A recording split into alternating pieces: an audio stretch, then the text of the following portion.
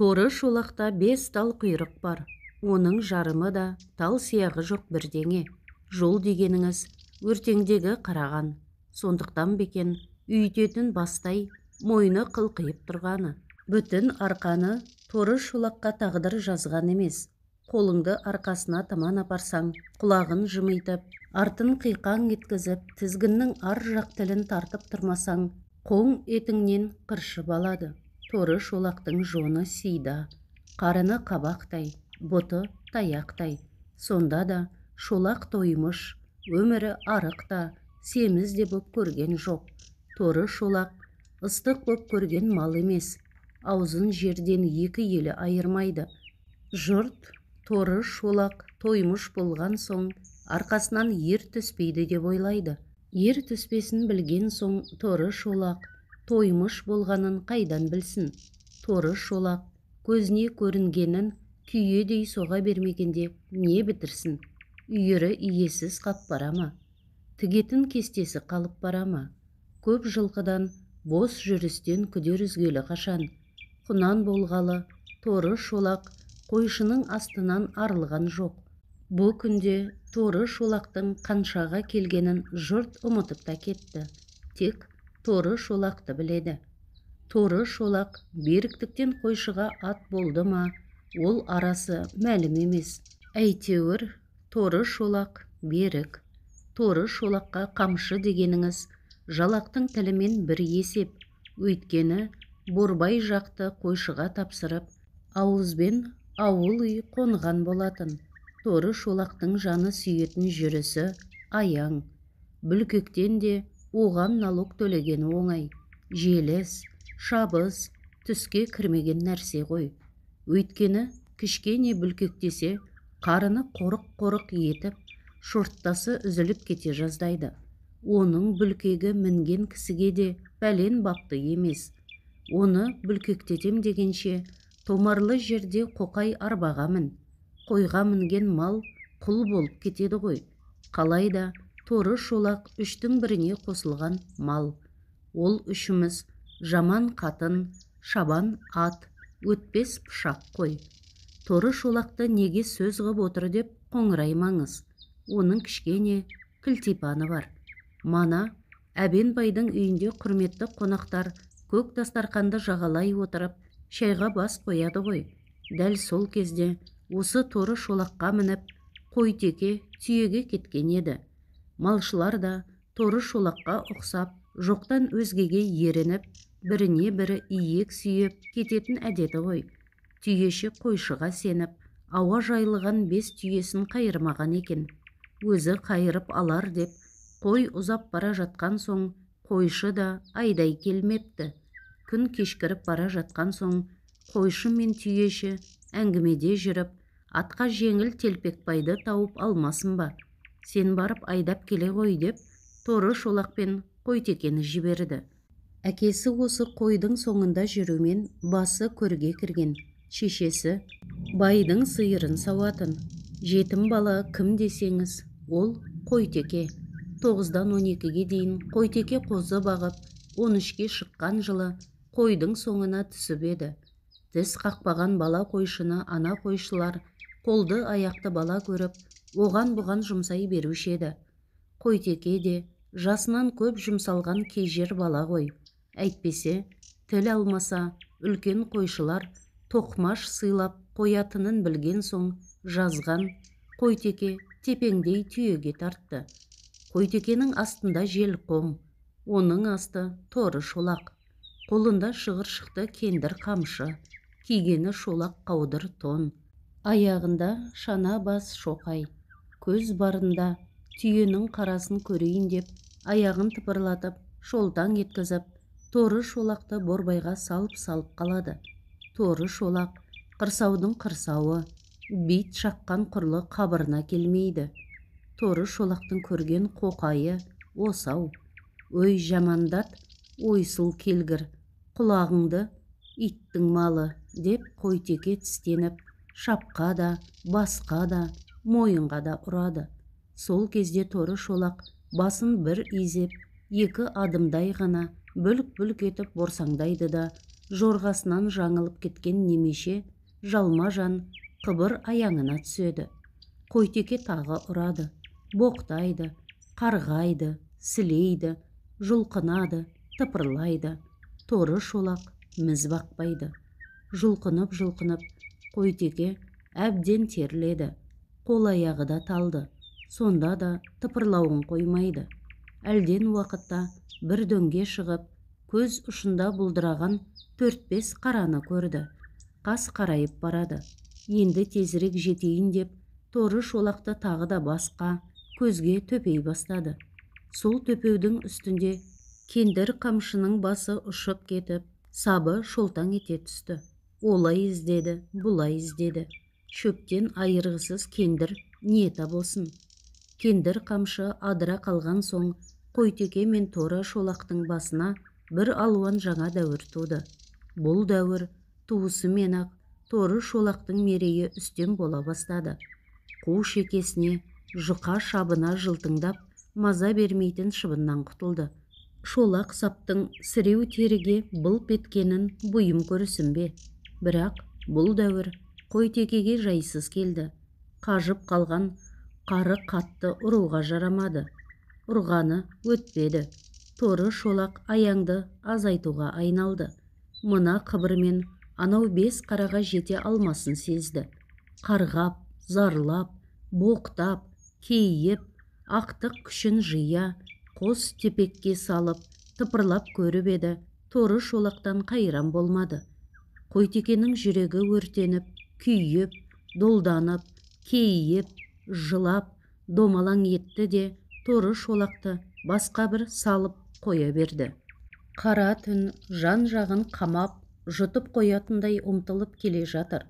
Таулар бұлдырап барады. Айдалада жермен жексен қыбыр-қыбыр етіп, домалаңдап, Қойтеке келеді. Жүрісі өнбейді. Қайбір борбайы ұзын кісі.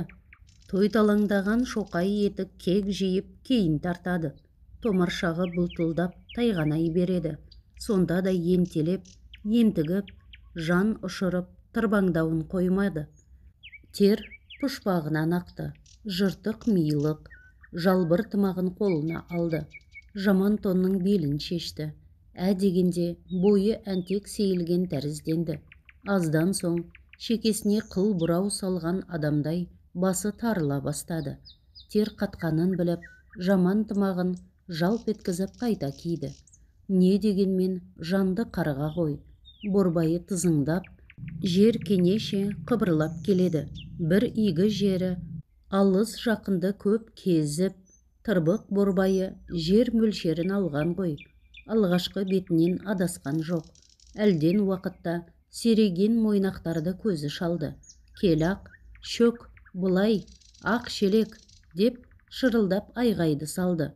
Түйелер, сен қайдан келіп қалдың дегендей, әуелі аңтарылып бір қарады да, жаяу Қойтеке екенін көрген соң ыж деп мазақтаған немеше мойындарын қақырайтып, көрмегенсіп, қырындап жайыла берді. Әйткенмен тырбаңдаған Қойтекенің шолақ ағашы тірсектеріне тықылдай бастаған соң, түйелер елейін деді. Айдаған жағына ығыса берді. Бір жаман жері, ішінде бас білгі түйе жоқ екен. Мойына ғит, қайбір жөнге жүрген. Бірін қайырса, бірі теріс лағып, сілесін әбден қатырды. Қайырған сайын қарғайды. Жау алғыр, иттің малы деп қояды. Түйелерге қарағым дегенмен бір есіп. Тайталаңдап алыс ұрып жүргенде, өкшесі даладай боп қажалып қалған екен. Қаны сорғалап, майы шығып ауырып жүргізбейді. Жерде қырбық қар, түн, амал жоқ. Шоқай етігін қолтығына қысып, жаяу жүгірді. Әудем жерге бармай-ақ, мұзға тыққандай аяғы ағаш боп қатып қалды. Аяғы мұздаған соң бойы да жаурады. Тісі тісіне сақылдап, дірілдеп, өлдім, талдым дегенде түйелерді айдап ауылға келді. Келе, мұрттай ұшып, ас үйдегі жаман жабдық ортасына кірді. Мана, біздің жақсылар әлдекейдің мүсірәліні мазақтағанына, жынды қараның буаз мәтшке болғанына мәре сәре болып, жылы үйде майға тойып, Құдай берген кісі ғой деп, байды мадақтасып жатқанда, Қойтеке иттің малы ақ шелек деп, егіле еңіреп, үсіп өлгелі келе жатыр еді. Қойтеке жаурап келіп, үсіп жығылғанда, тоңып қалдау деп, аяудың орнына манағы қойшы, торшолақ қайда деп сұрады. Өзі ыңқылдап, күрсілдеп, беті албырап жатқан Қойтеке қалды далада деуге мұршасы келді. Жұрымың құрғырау, оны неге тастап кеттің? Қасқыр жеп қойса қайтесің? Деп қойшы қоңқылдап жер жебіріне жетті. Қойтеке не жауап қайырсын? Өзі бойын жылыта алмай, танауы тарс бітіп, төңбекшіп жатқан кісі. Тек бәйбішенің қаттысын қайырып, жұмсағын жұмырып, жаңа ғана болып келген шешесі, Қойтекемісің, ас жедің бе, неғып жатырсың, деп сұрады. Баласының ыңыранып, тісін шықырлатқанын есітіп шешесі, ой жасаған, не болды, деп қасына келіп, үңіліп еді, баласы ышқынып, солқылдап жылап қоя берді. Соры қайнаған шіркін, сорың қайнаған екен ғой, деп шешесі де кемсеңдеді. Сол жатқаннан Қойтеке тұрған жоқ. Бір жұмадан кейін таң сәріде 4 құлақты ескі бейіттің түбінен 3-4 малай жер ошақ қазып, жазған сорлының кішкене денесін қара жерге тапсырды. Мамырбай ақсақал таңертең тысқа шыққанда, сеңсең ішігін күміс кісемен шарт буынған Әбенбай 2 қолын ұстап, 3 жігітімен қара атты айналдырып жатыр екен. Тықай тағасы түсіп қалыпты. Соған жаңа таға таққызбақшы екен. Мамырбай ақсақал байға сәлем беріп, қасына таман келіп тұрды. Байға сөз қатқалы. Тағасы түскен бе? Деді. Бай, не көріп тұрсың дегендей, аттың аяғынан көзін айырмай, деді.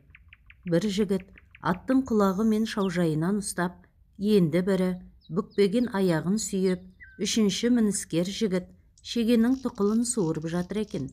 Мініскер бір шегені балғамен шегіндіргелі жатқанда бай тұрып, оған болмайды, кемпір ауызбен суыр, деді. Дуалы ауыз ғой, кемпір ауызбен оп-оңай суырылды. Үлкен үйде шкафтың астыңғы тартпасында кішкене ақ жәшікте тағаның шегесі бар. Бәйбішеге айтып, одан 6 шеге әкел, деп бір жігітті жұмсады. Көз ілескен жоқ, жігіт барды да алып келді. Жаңа шегені қаға бастағанда ат шапшып, айнала берді. Бай бар ынтасын салып, еңкейіп сығалап, шынтағың соқты ма? Тұрасына кетпесін, шалқайта қақ, деп жігіттеріне қадағалады. Байға кім сөз қайырсын, бірі аттың қолтығын, бірі мойнын сипап, құр жануарым, құр, деп атқа еңсесін салысты. Қаққан сайын ат шапшып, секіріп тұрмады. Байқа, байқаны бай да көбейтті.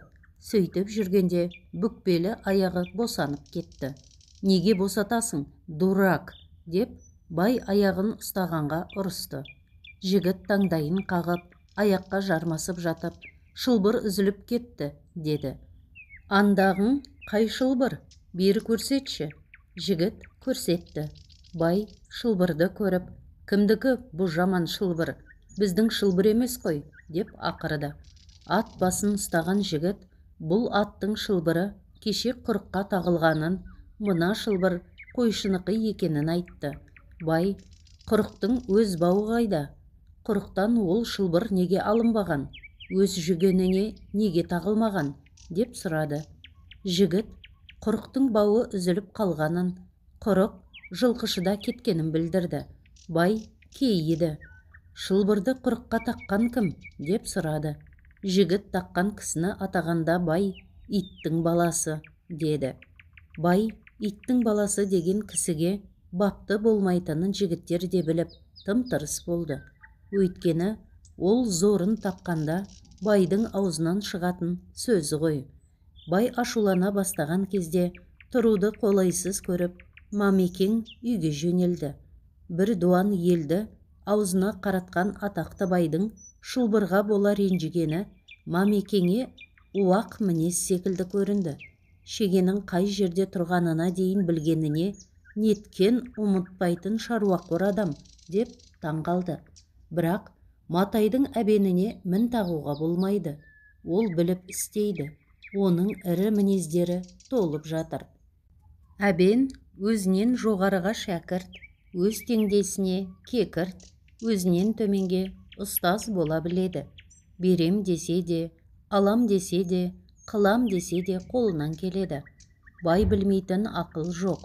Ол ішті кісі.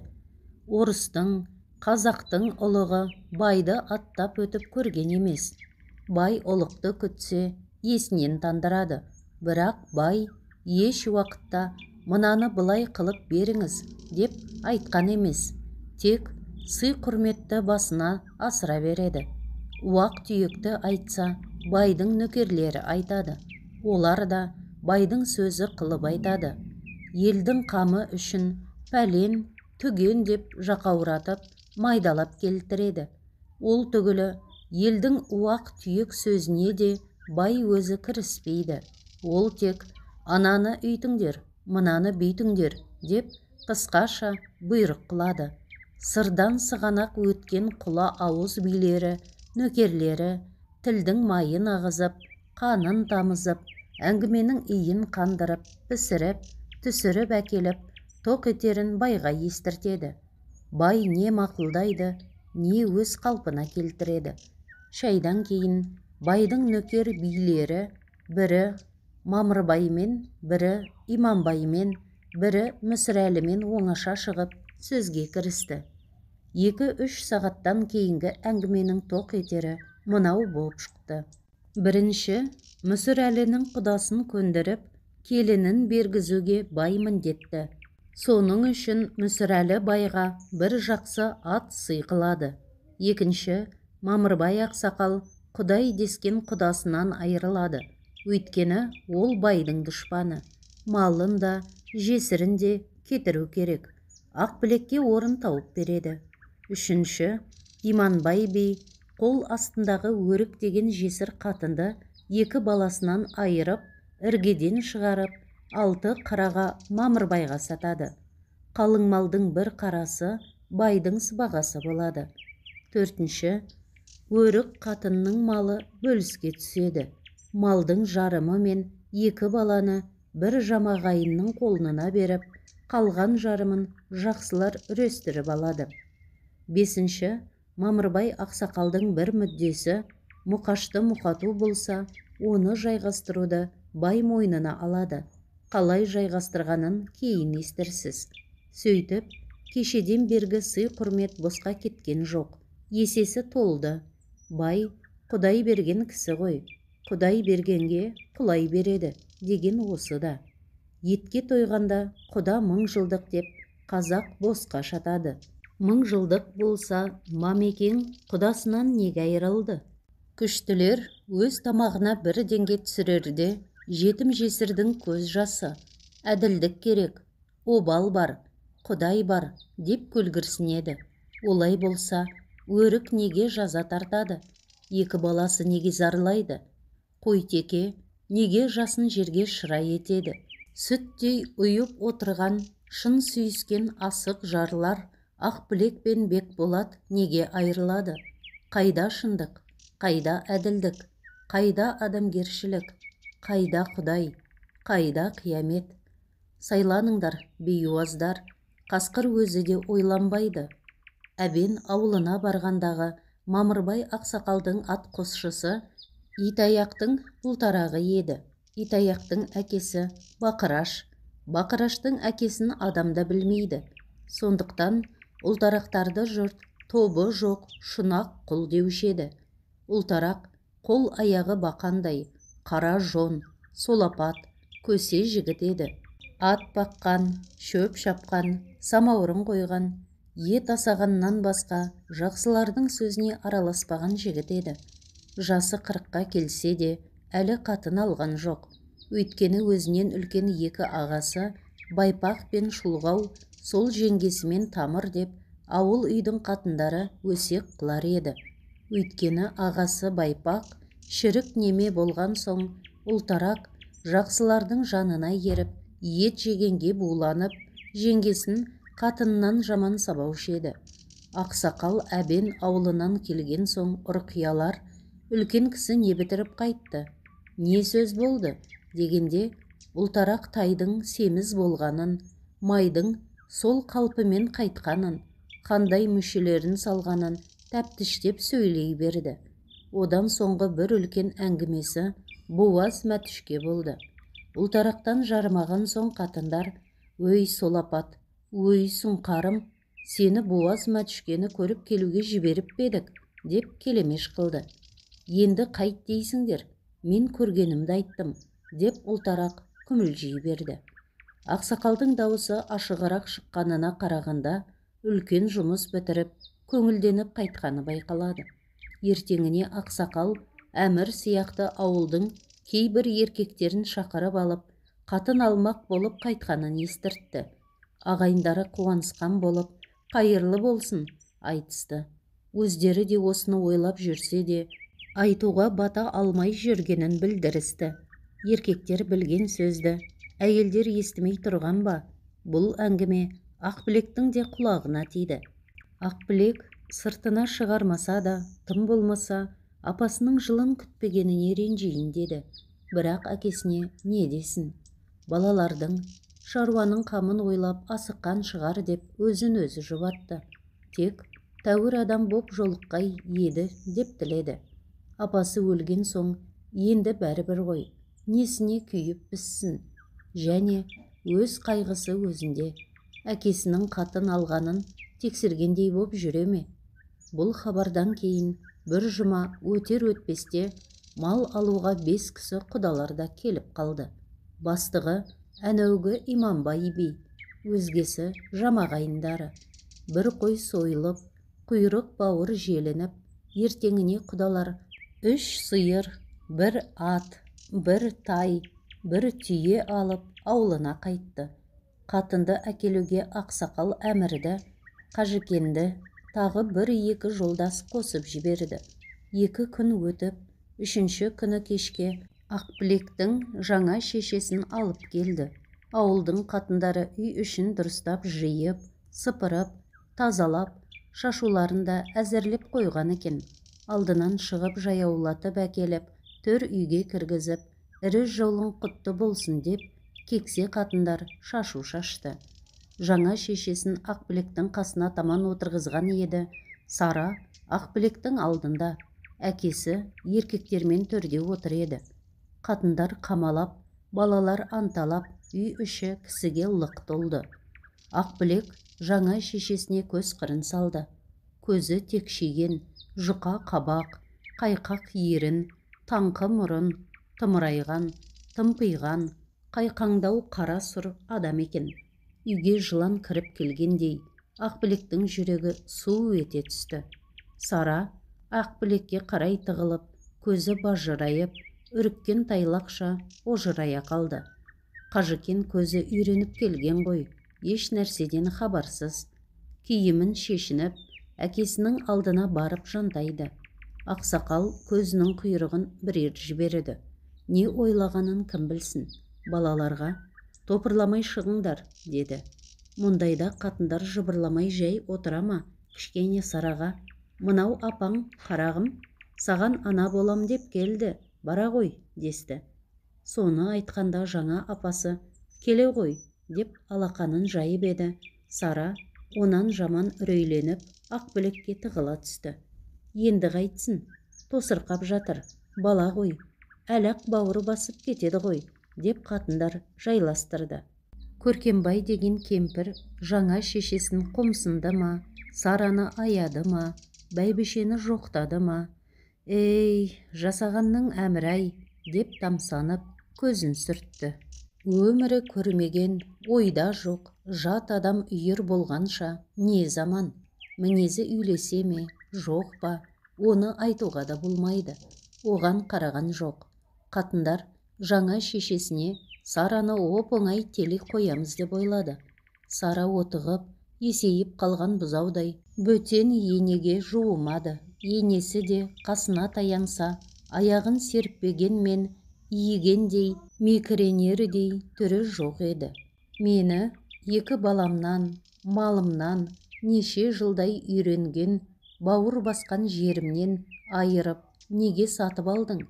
Сондағы түрің мына буырыл сақалың ба? Дегендей, өрік оқты көзімен ақсақалға бір-екі қарап қойды. Ол қарасы қасындағы қатындарға ұнамады. Шіркіннің көз қарасы қалай жаман еді. Кісі отырғанда қарамаяқ иба қылса қайтетін еді, деп ойласты. Қарқындары басылған соң қатындар тарай бастады. 4-5 еркек, бірді-екілі қатын қалды. Үйлеріне қайтқан қатын да жаңа бәйбішені сынай сөйлесіп бара жатты. Біреуі, кәпірдің тікірейген көзі жаман екен, оңдырмас, деді. Енді бірі, еріні қаймыжықтай екен, сөзге сойқан шығар, деп. Тағы бірі, қабағы қайрақтай боп, танауы делдейіп тұр екен, дәуде болса, көкайыл долы шығар, десті. Бәйбіше марқұмға салыстырғанда, қайдағы, басқан ізінен садаға кетсін, десті. Балаларға қалай болар екен, деген сұрауға, әй, мынау шеше болып жартпас, қатыгез тұсақша бедірейіп тұр екен, десті. Өрікті қадірлеп, ешкім еріп келмегені де қатындарға сөкетті көрінді. Соқа басын сопетіп қоя бергені несі, деп тамсанысты. Ұрқия тоқалға шай әперіп отырып байқастады. Өрік түк қымсынбастан тізесін шошайтып, жұртқа қарсы қарап, шалқайып отырып шай ішті. Ұрқияға онысы ұнамады. Жаңа түскен кісі, тым болмаса қырындап отырсайшы, деген ой келді. Өріктің байы өлген, жесір қатын екенін, екі баласы онда қалғанын ұмытып кетті. Жаңа түскен әйел баяғы өзіне ұқсап, сызылып, ұялып тұру керек деп шамалады. Ас ішіп, жұрт тараған соң, қатындар түрге төсек салуға кірісті. Кекселеу қатын бәйбішенің құс төсегін көпіртіп, алақанымен шартылдатып, байдың орнына салды. Оны көргенде Ақбілектің іші қазандай қайнады. Есіл апасының орнына әлдекімнің жаман қатыны шынымен жатқаны ма? Апасының әруағын қорлады ғой. Апасын аяқ сытты ғой. Мана алғаш көрген-ақ денесі жиіркеніп еді. Енді апасының төсегіне жататынын көргенде, бұл бөтен қатын Ақбілектің асыл нәрсесіне озбырлық қылғалы, бірдеңесін ұрлағалы келгендей көрінді. Өзіне де, осы үйге де жау деп түсінді. Бұрын төргі үйге жататын Ақбілек, бөтен қатын келген соң, екі бауырын алып, ауыз үйге жатты. Бөтен қатын келе-ақ, бәрін айдап шығып, әкесін жеке иемденіп кеткені де Ақбілекке ауыр тиді. Әкесінен бір жола айырылғандай көрді. Көпке дейін Ақбілектің көзі ілінбеді. Төргі үйдегі әкесінің сыбыры тоң жермен жүрген аттың дүбіріндей естіліп жатыр. Үлкен кісінің ебі де кетіп қалады екен. Әкесінің дем алғаны, жөтелгені, қатынның шылапшын салдыратқаны, судың сырылдағаны бәрі сайрап тұр. Естімейін деп, көрпемен басын тұйықтап оранып біраз жатып еді, оған да болмады. Бұрын апасы барда, мұның бірде-бірін құлағы естімеуші еді. Енді өзі де қатын болып қалғандікі ме, немене, әйтеуір құлағын салмайын десе де еріксіз сала берді. Бұрын әкесін әке деп ойлаушы еді. Енді әкесі жұрт көзінше биеге шапқан айғыр тәрізді көрінді. Әкесін ұятсыз, жаман адам көріп жиренді. Сөйтіп жатқанда қара мұртпен, Бекболатпен бірге жатқан, құшақтасқан күндер көзіне елестеп, өз көңілі де еркекті тіледі. Әкесін мына бөтен қатынға қызғанған тәрізденді. Адамның есіне келмейтін жаман-жаман былғаныш ойлар басына келіп, енді өзінен өзі жиреніп, дөңбекшіп, қайтерін білмеді. Мұндай жаман ойларды ойлауға кім, не себеп болғанын да біле алмады. Қалайда жүрегі лүпілдеп, басы айналып, тұншығып, көп азап тартып жатып, әбден талғанда, көзі ілінді. Ертеңінде түндегі бөтен қатын әлде қашанғы осы үйдің байырғы қатынынан жаман ерте тұрып, төсек жиып, байға дәрет алғызып, орамал әперіп, шылапшынды шығартып, сымпыңдап, қужаңдап, ажарланып, құлпырып түрегелді.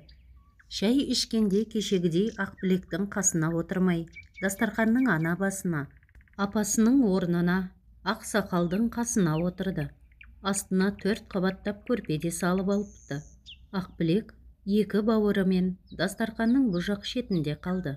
3 бала бір жақ, ана қатын бір жақ секілді көрінді.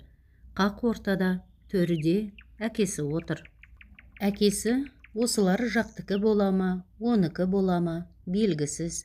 Мына қатынның отырысы, тұрысы, лезде бәйбіше бола қалғаны.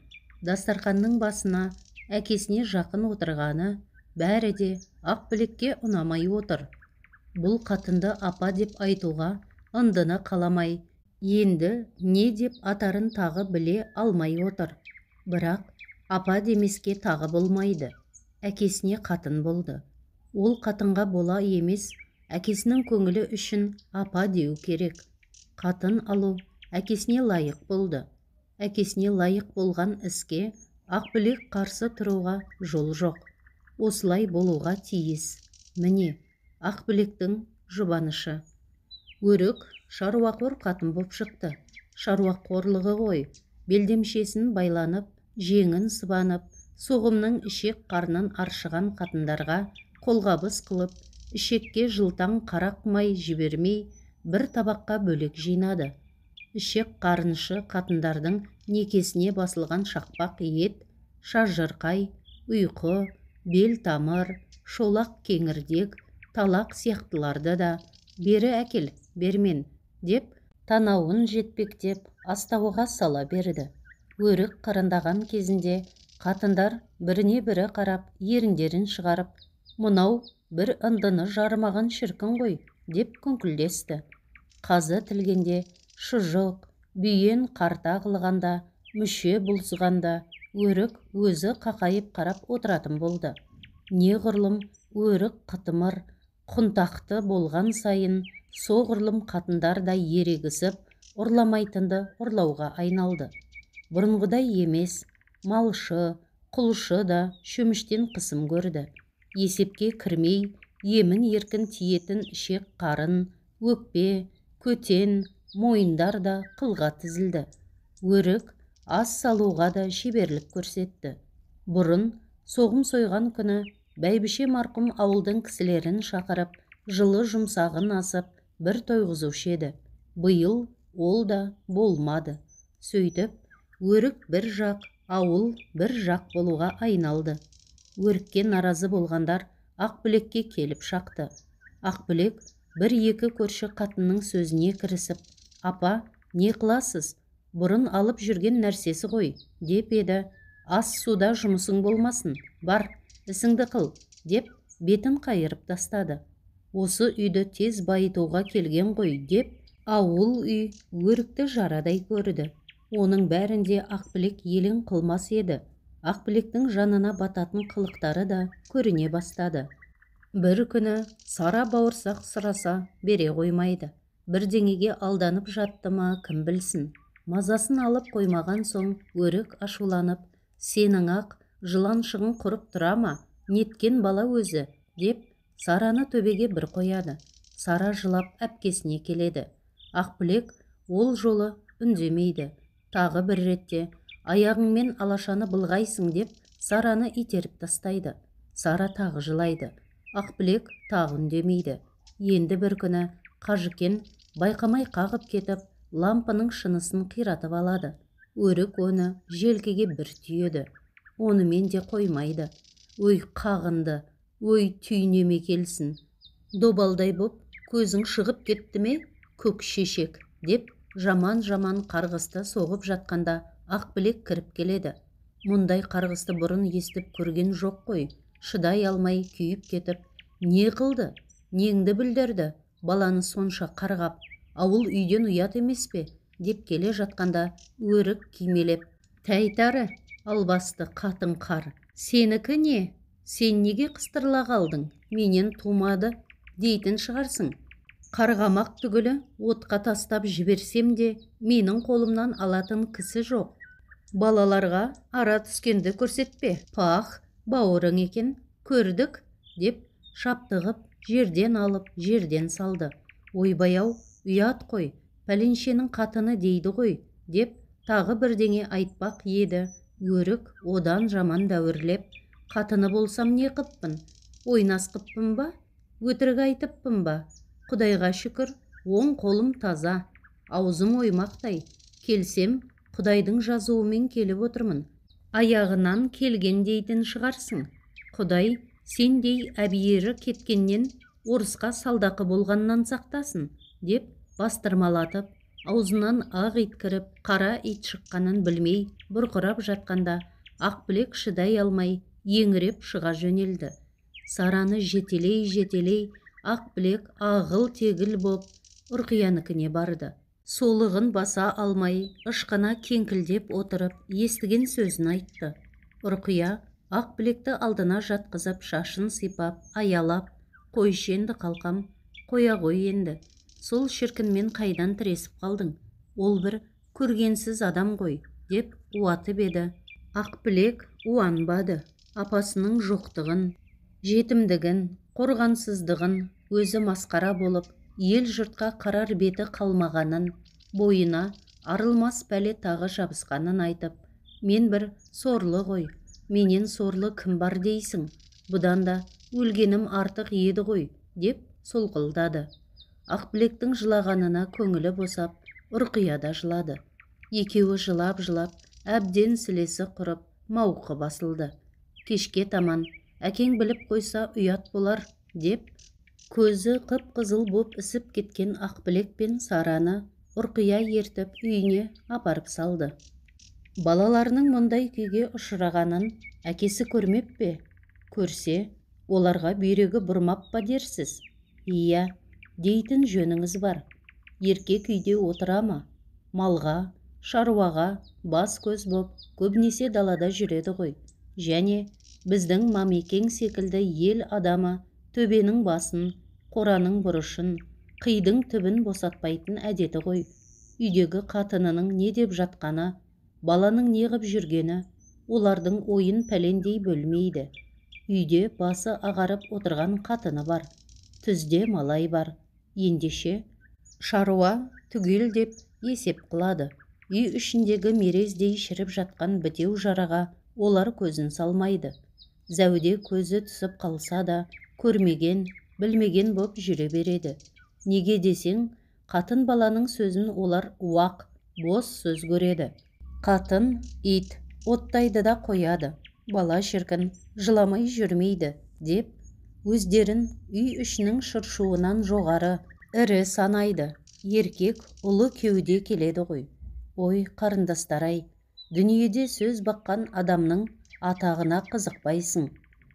Өзіңді өзің күң қыласың.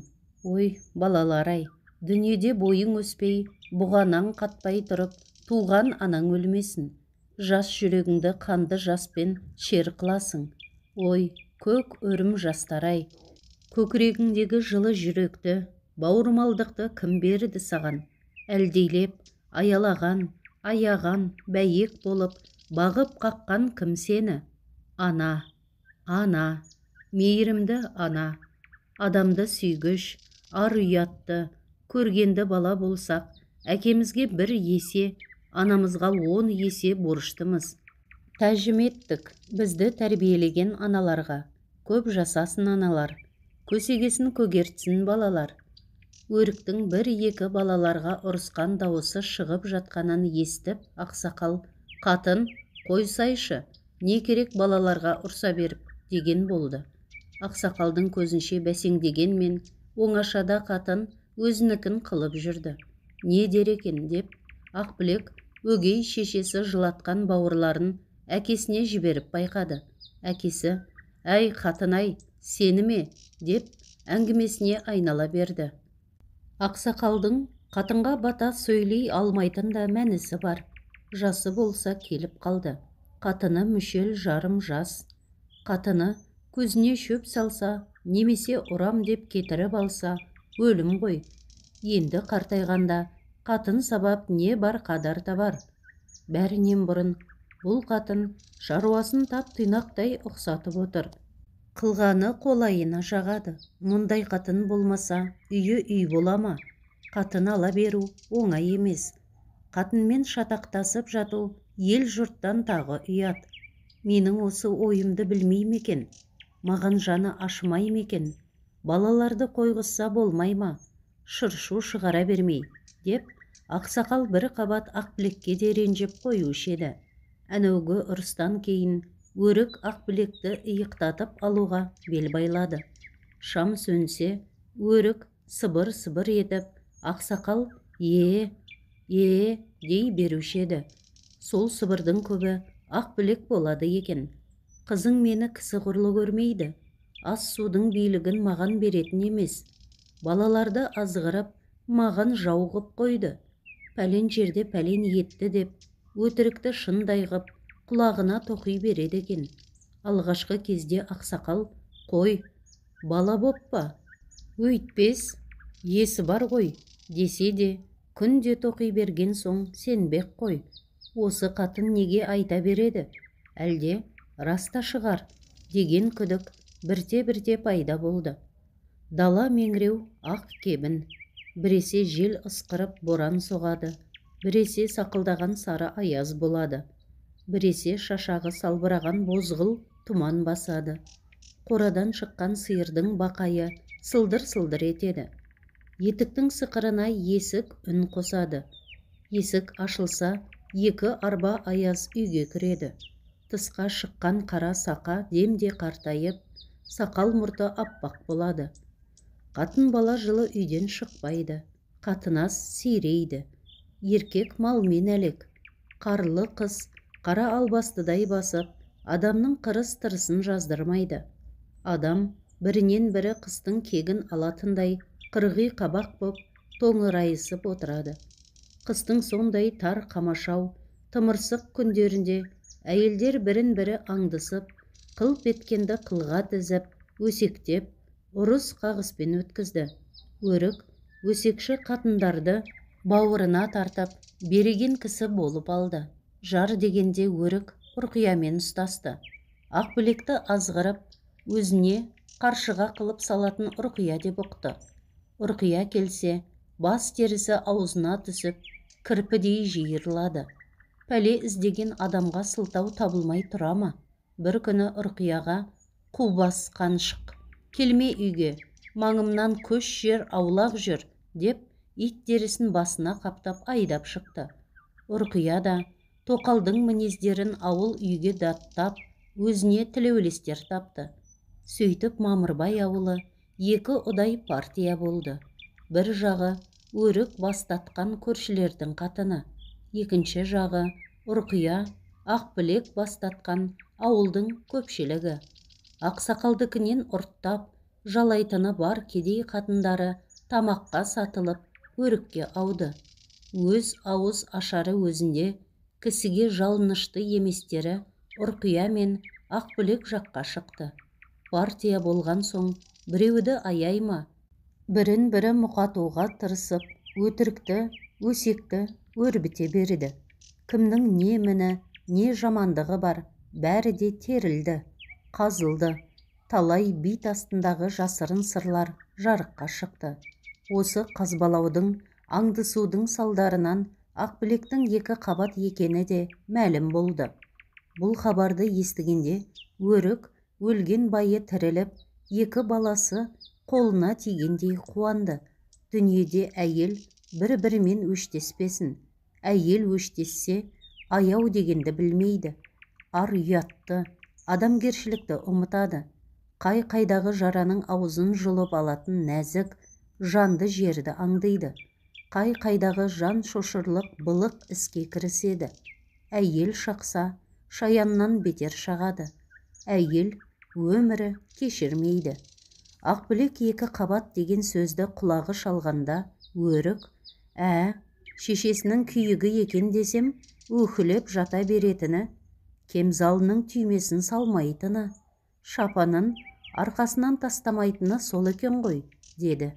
Содан кейін өрік бір талайға дейін Ақбілекпен араздығын ұмытқан кісідей сөйлесіп, жылы ұшырап, жылмаңдай қалды.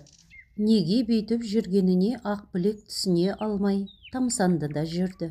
Бір күні Ақбілек тысқа шыққалы түрегеп еді, өрік қамқорсып, ішіңе жел қарысар, түймеңді салып шықсайшы, деді. Шын екенін, аярлық екенін біле алмай, Ақбілек күдіктеніп, кірпігін мұңая бір қағып, үндемей шығып кетті. Тағы бір күні өрік әбдіре ақтарып, төрт көз сантоп тауып алып, Ақбілекпен ақылдасқан болып, өзіне қынама пішті.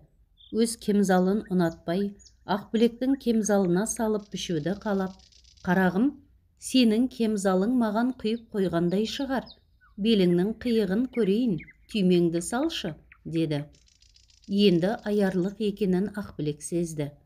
Мен киюшмем, өлшесең өз бойыңа өлшей бер, деп кемзалын шешіп лақтырып жіберді. Өрік әлі де көзі жетпегендей, таңертең Ақбілек ұйықтап жатқанда ақырын барып, көрпесін ашып қарады. Ішіне суық қол тигенде Ақбілек шошып оянып, немене, бұл кім, деп үрпейіп түрегеліп еді. Өрік, көрпең ашылып қалғанға жауып жатырмын, деп жұбатқан болды. Өрік өз көзін жеткізді. Қапысы жоқ, дәл өзі. Бейшара, құны қалғандай неге сонша қодырлады екен? Ақбілек бірдеңесін алды ма? Тегі құны қалған ғой. Құны емей немене? Екі баласынан айырып, Ақбілектің әкесі сатып алды. Мынау шалдың екі кішкене баласын көргенде, өз балалары есіне түсіп, олар не боп жүр екен, деп ішін жарып жібергендей болушы еді. Ит ашуын тырнадан аладының кері ғой. Көзіне көрінгені әлі жеткен Ақбілек еді. Бірақ өрік байға бауыр басқандай, дүниені бала қылғандай, өз балаларын өткен күнін ұмытуға да айналып бара жатыр еді. Оның күйттегені көбінесе жаңа өмірдің қызық шыжығы еді. Ақбілекпен өштігі әуелде өткен күнін көксеуден туса да, жүре-жүре ол себеп ұмытылып, енді тек өштіктің қызығына түскендіктен өшігуші еді. Жығылғанды жұдырықтау оған өнер, мақтан есепті көруші еді. Өйткені адам айуанның айуаны ғой. Кімнің басына зобалаң туса, соны табалауға, мұқатуға, одан әрі батпаққа батыруға құмартып тұрады. Табаласа, аяғымен таптаса, сонда айызы қанады. Әсіресе ел мақтаған, кірсіз адамды кірлеуге жаны өш болады. Өйткені кір көңіл адам кірсізді көре алмайды, күндейді. Оны да өзімен бастас, өзіндей қылуға тырысады. Қыстың аяқ кезінде өрік ақсақалды әбден өзіме қараттым ғой деп сенімі күшейген кезде Ақбілектен ақтық көңілін шығаруға екі қабат екенін ескертті. Ақсақал аяғының астынан аю шыға келгендей шошып кетті. Ох, қой, өй, дей берді. Қатын жанын беріп сендірді. Оны ассынсаң дегендей босанатын мезгілі де таяу екенін білдірді. Ақсақал абдырады, састы, қысылды, жан терге түсті. Бұл қыз қасиетінен айырылды деп өкініп, қызғанып, жиреніп жүрген үстіне мына хабар төбесінен жай түскендей болды. Түнеу күні әбен аулына барғанда Ақбілекті басқа жерге бермек боп сөз байласып қайтқан еді. Ол беретін жерден хабар болмай кетіп еді. Әбеннің тіліне сеніп, қызымды Бекболатқа бермеймін деп, сүттей үйіп отырған құдасына сәлем айтып жіберіп еді. Не онда жоқ, не мұнда жоқ. Бұл қыз бір масыл болды ғой. Өтпей қалып, әбейірімді алмаса игі еді деп жүргенде, мына хабарды естіген соң, қызынан бір жола көңілі суыды. Бүйтіп масқара болғанша, неге баласын түсіртіп тастамайды екен? бұл орыстың баласы ғой. Орыс түгілі өз күйеуінің баласын оң жақта тапқан қызды кім естіген? Одан масқара нәрсе бар ма? Деп аузын шайнады. Ақбілекті тауып әкелген кездегі жиренгені, қынжылғаны мынаған астар болмай қалды. Япырай, бұл қызды енді қайтсе екен, көзін қайтып жойса екен, буындырып өлтірер ме еді? Таспен атып өлтірсе қайтер еді? Қол аяғын байлап, суға тастап жіберсе не етер еді? Осындай ауыр ойлар жанын жеп, жігері құм боп, ішкені ас болмай, бітеу жара асқынып жүргенде, бір күні қораның ішінде қасына қатына келіп, «Қызың толғатып жатыр», деді. Ақсақалдың көзі қанға толып кетті. Дауысы қырылдап, «Кетір, кетір бәлекетті, жоғалт кәпірдің көзін, көрсетпе, көрсетпе» деуге ғана тілі келді. Өрік үкідей ұшып Ақбілекке келіп, «Әкең бұл үйден кетсін деп жатыр. Тұр жылдам, кет, бар ана сырласыңа. Келімді кетімді кісі бар, сені жайратып отыра алмаймыз. Сенің қағанағыңды жуатын мұнда кісі жоқ», деді. Өзі қиналып, құр жаны отырған Ақбілекке мына сөз қалай тигенін сөзбен жеткізіп болмайды. Ақбілек еңсесін сүйретіп, бүйірін таянып, бір басып, екі басып, әрең дегенде Ұрқиянікіне жетті. Көктемнің алтын күрегі қарды бордай тоздырып, жер көк соқта болып жатқан лайсаң кезеді. Кешкі төлді алып, қой қозы шулап, ауыл азан қазан еді. Сол көп шуылдың ішінде Ақбілек те еріген қардай ағыл тегіл боп, қозы алып жүрген Ұрқияға жолықты. «Ойбай-ай, енді қайтесің? Біздікінде бір-екі кісі отыр еді. Ендеше мені бір жерге апарып буындырып өлтір. Өлтір, жеңешетай, бәрібір өлген кісімін ғой», деп зарланып жыланды. «Қой қарағым, жаман сөз айтпа», деп Ұрқия қолтығынан сүйемелеп, өз үйіне таяу Көркембай кемпірдікіне алып келді. Бұл бір баланы көп тауып, жалғызынан басқасының бәрі ұзатылып, өліп таусылған, ауыл үйдің жібін иіріп, жабуын, сырмағын сырып, тігіп, күн көріп отыратын көңілшек, тәуір кемпір еді. Жас қатындар оны көке деуші еді. Жалғыз баласы Мамырбайдың жылқысын бағушы еді. Кемпірдің жапырайған жаман тас қорасы, көр секілді сығырайған кішкене құжырасы болушы еді. Құжырасында жөнді төсеніште жоқ. Тәйтері, шоқпыт, ши, салам секілді бірдеңелер жатушы еді. Ұрқия осы құжыраға Ақбілекті кіргізіп, көкеңе мән жайын сыбырлап айтты. «Ойбай, енді қай жаққа барайын?» деп кемпір байқұс бүкшеңдеп, жаман пішеннің түбіне, бұрышқа ескі текеметтің тамтығын, шоқпыт көрпесін төсеп, қорасынан құр әкеліп, жіп құра бастады. Ол кезде Ақбілектің толғағы бір ұстап, бір қайтып, толғақ қысқанда не отыра алмай, не жата алмай, не құрулы құрға асыла алмай, шытынап, ыңырсып отыр еді.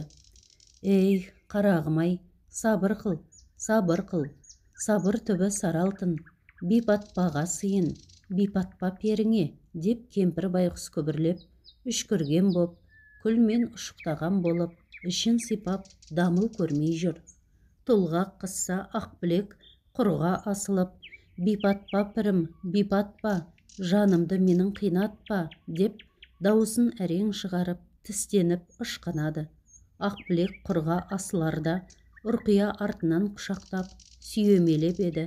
Кемпір, «Ойбай, сен бұлай тұр, өзің шермеңдеп жүріп, жазым боларсың», деп оны жолатпады. «Сені іздеп біреу-міреу келіп қалар», деп Ұрқияны болмай үйіне қайтарды. Шаруаға көп айналыспай, өзі тұмса байқұс қой. Ақбілек көп толғатты, жаны жаман қиналды. Толғақ қысқанда, тұла бойы күл талқан боп қирап бара жатқандай. Қарыны мен белдемесінің арасынан түйте арамен біреу, біресе жұлқып, біресе изеңдете созып тартып, егелеп, тіліп жатқандай болды. Сол кезде барлық сүйегі үгіліп, күйреп, барлық еті, тамыры жыртылып жатқандай қиналды. Өзге қиналудың бәрі оның қасында ойыншық тәрізді.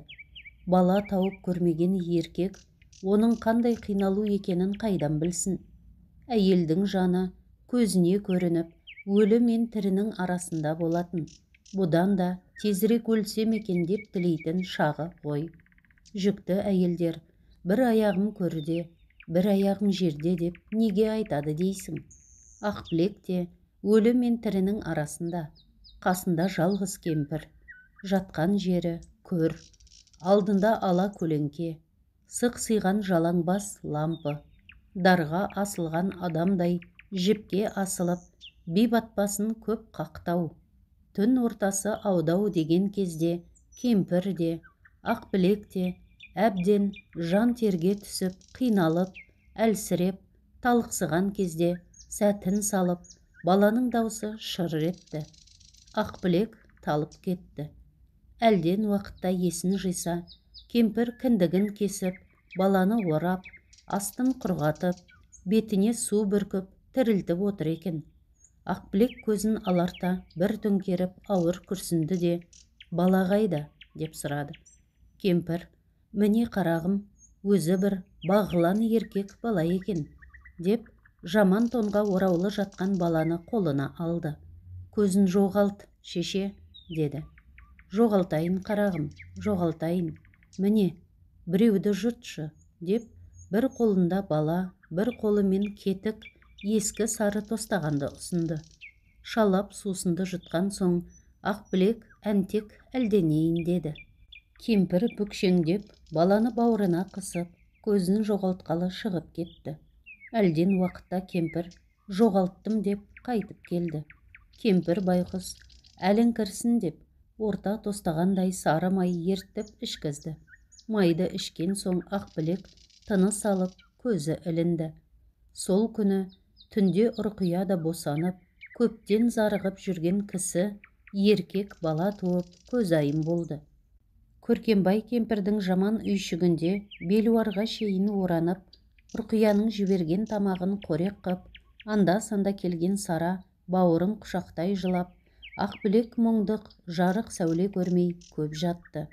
Өйткені бала емізбеген соң, емшегін сүт керінеп, ұлғайып, жарылып кете жаздап, тастай боп тырсылдап, сыздап, ауырып, денесі күйіп жанып, көп бейнет шекті.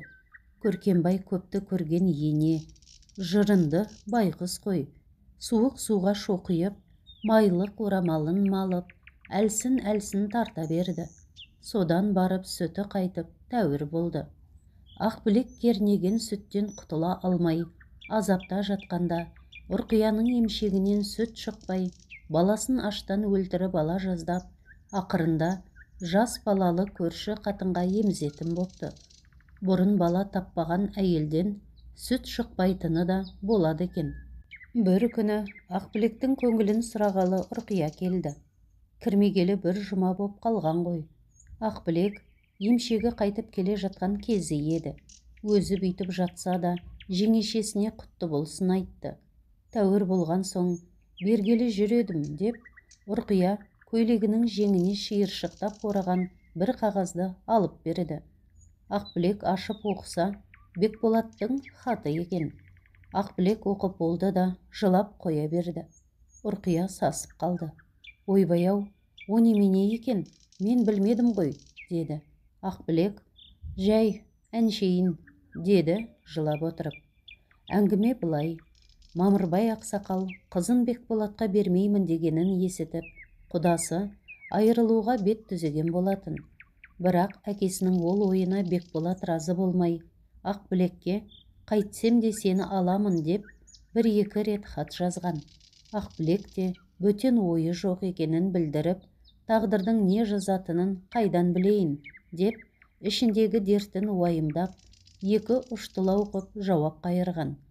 Соңғы кезде Бекболат Ақбілектің екі қабаттығын естіген соң, ауыл үй білген хабар елге жайылмай тұра ма? Соған нанарын да, нанбасын да білмей, Бекболат Ақбілекке хат жазып, жұрттың сол өсегі рас па? Рас болса, бір жола түңілейін, әйтпесе, деп сұраған екен. Енді Ақбілек жыламай қайтсын. 2 қабат болғам жоқ, бала тапқам жоқ деп не бетімен айтсын. Көркембай кемпірдің үйінде жатқанын жұрт естімей тұрады дейсің бе? Өзге айтпаса да, өрік шешесі елге жаяды ғой. Бір қайғының үстіне бір қайғы жамалып, Ақбілек ең соңғы алданышынан айырылғандай ойын қара тұман басты. Кешегі өлгенім жақсы еді деген ой тағы келді. Өзін бұл дүниеге керексіз, артық адамдай, жұртта қалған бұралқы, жұрын күшіктей көріп, табан тірерлік, сүйенерлік аяқ астында алақандай жер қалмаған адамша жаны түршігіп, жүрегі аузына тығылып, көзінің жасы көл болып аға берді.